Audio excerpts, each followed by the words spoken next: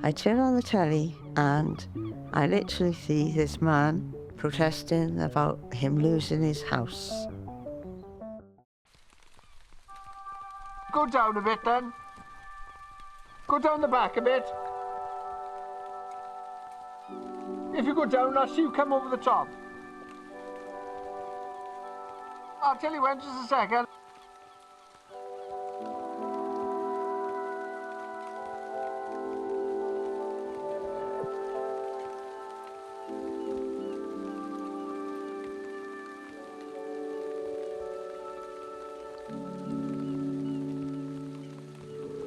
Can I do that once again?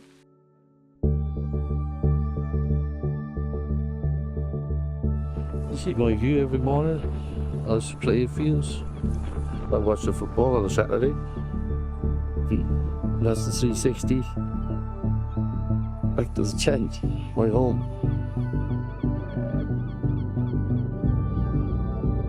I hoped and prayed it was going to be a week or a 2-week stint. Rick would not stop. People don't believe it. They don't. But it's the God's honest truth.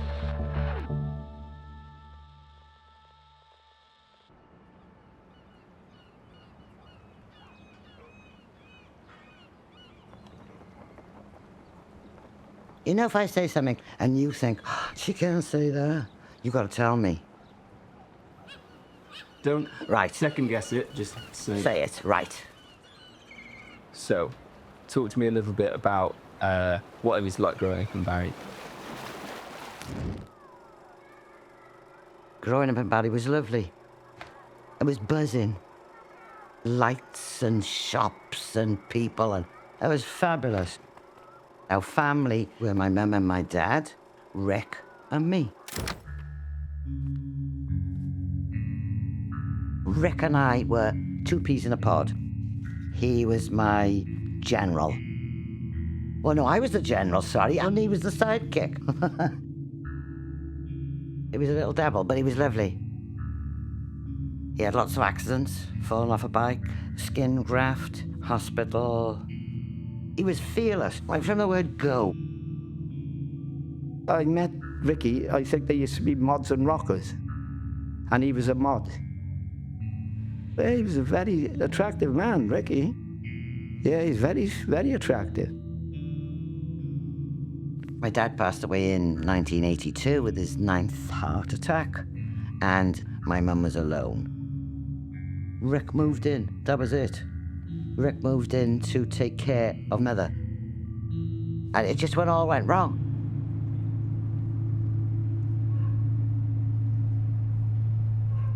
Ricky and his mother were involved in a land dispute with a local builder, and he ended up representing himself in court.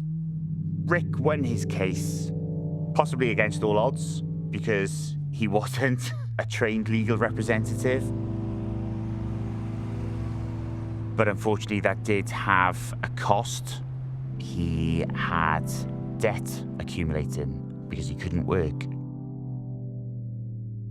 He then got served numerous eviction notices, and then things got even worse.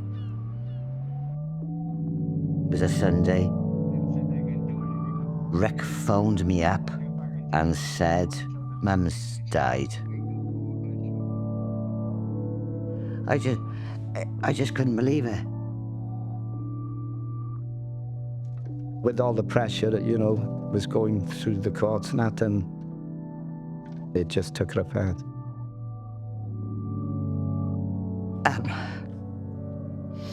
She was tough as old boots.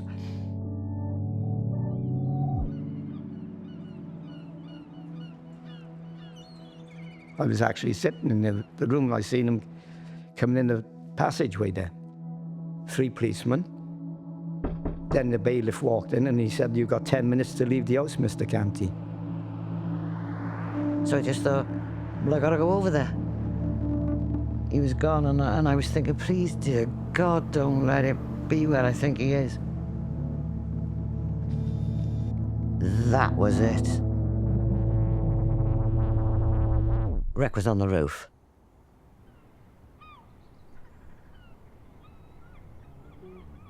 I turn on the telly and I literally see this man protesting about him losing his house. I couldn't really believe what I was seeing.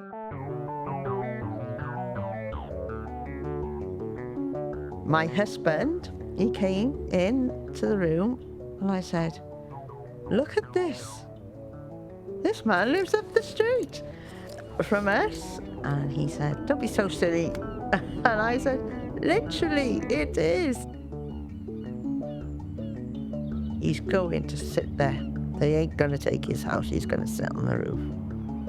Well, I've been camping before, but I've never camped on top of a roof like. I don't care if they put King Kong in the house. I'll be back on this roof.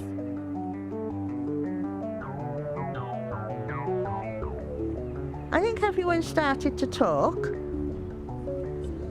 I was like, is he going to stay there? What's he going to do if it rains? I was like, well, you need to like let us as a community help you because you can't do this on your own.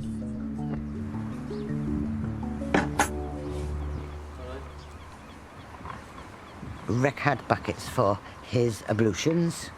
We had a bucket on, I don't know, about a 25-foot rope that we put crisps, chocolate biscuits, dinner, tea, coffee, and he'd hoist it up.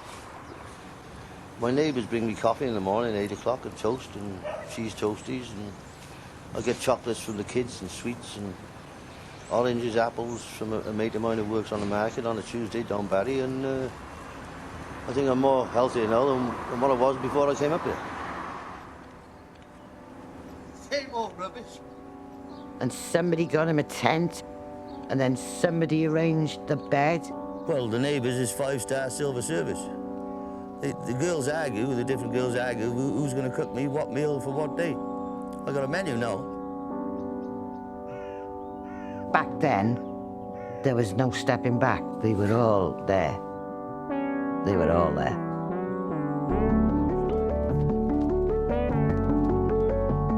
As the street became that community, you find that you know a lot more about your neighbours than you did before, because you talked. It was buzzing. It was absolutely buzzing. There'd be music, and nobody complained. Just people. I couldn't believe it. Oh, there was loads here. There was lots of people. And it was only one dead-end street. And everybody was talking, and buses, beep, beep, beep. Cars, beep, beep, beep. Respect, brother! You'll never forget those days. Those days will go down in history.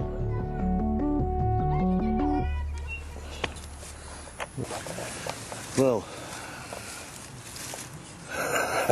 as I say, this is where I've been living for the last 9 months. Not much. That's all I got.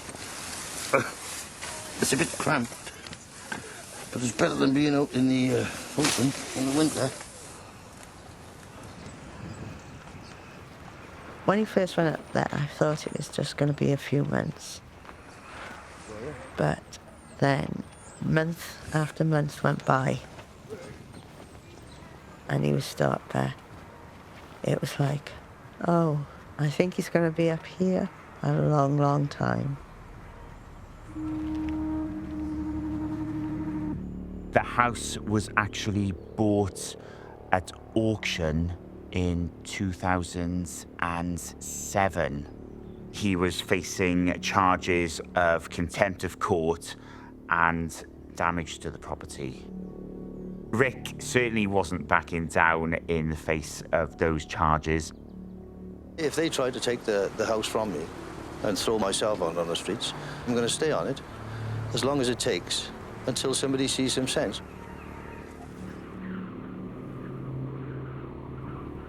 Two years had passed, and I remember the one night, it was horrendous.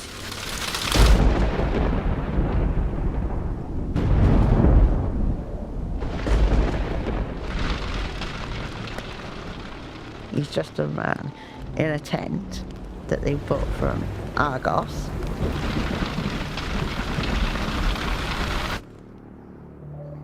He had that thing that he wouldn't back down. He just had that thing in him.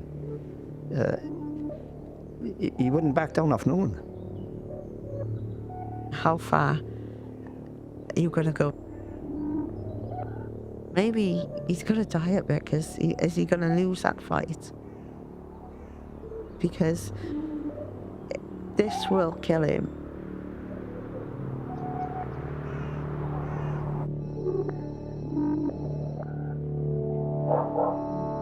The phone rang. Somebody said Rick had been attacked. And there's police here and ambulances. He told me that they sent the heavies in to get him off over the roof. I saw the ambulance and it was all people out, and I went to the back doors, and then I went all along the windows and I was saying, Rick, it's me, Rick, are you okay, And a copper walked behind me and said, if you don't move from these windows, I will arrest you.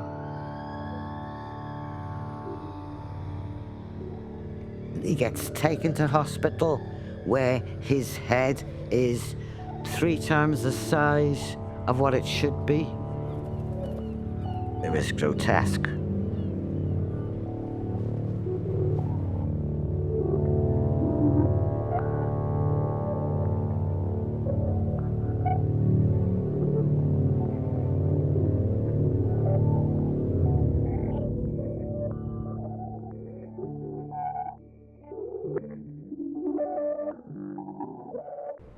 Will he come like part of you? Like the kids would say, we live in the street where Rick's on the roof. He was part of us. The more you knew Rick, the more you found that he was becoming part of you.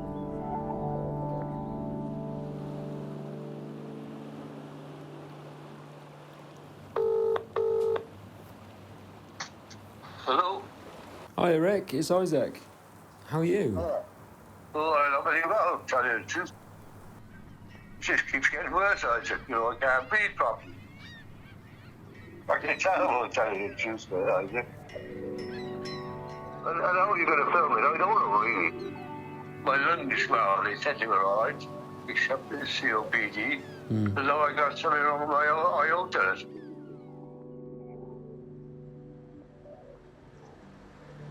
I can't believe it's happening to me. God, blimey, I'm falling apart. And I don't want to, you know what I mean?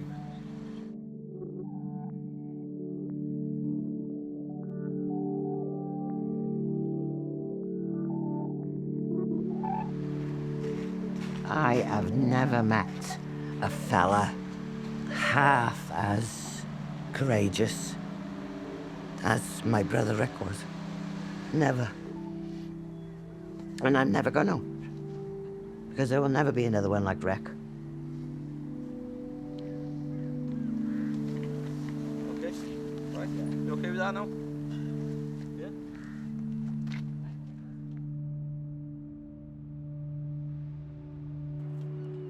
I think it's much more difficult now than when Rick went up on the roof 20 years ago. The cost of living is closing shops in our town. People can't afford to go there.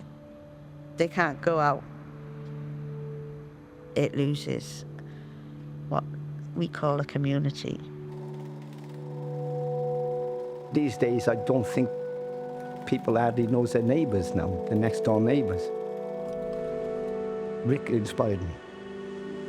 If people stuck together, we could get somewhere.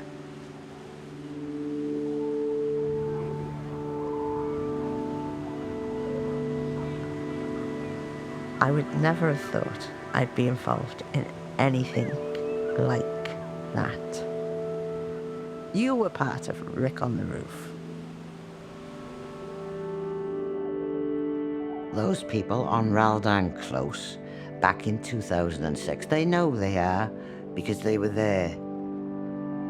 I want to thank you from the bottom of my heart for what you all did.